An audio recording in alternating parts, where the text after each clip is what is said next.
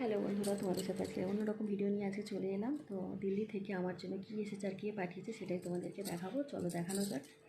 তো ফার্স্টে দেখাই এই কফি মগটা পাঠিয়েছে আমার বরের জন্য।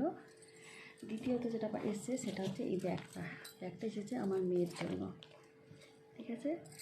আর তৃতীয়ত এই যে এই সায়াটা, কুচি দেওয়া সায়া, যেটা আমার খুব ফেভারিট, আমি পরতে খুব ভালোবাসি, এখানে পাচ্ছিলাম না, তো এটা দিল্লি থেকে পাঠিয়েছে।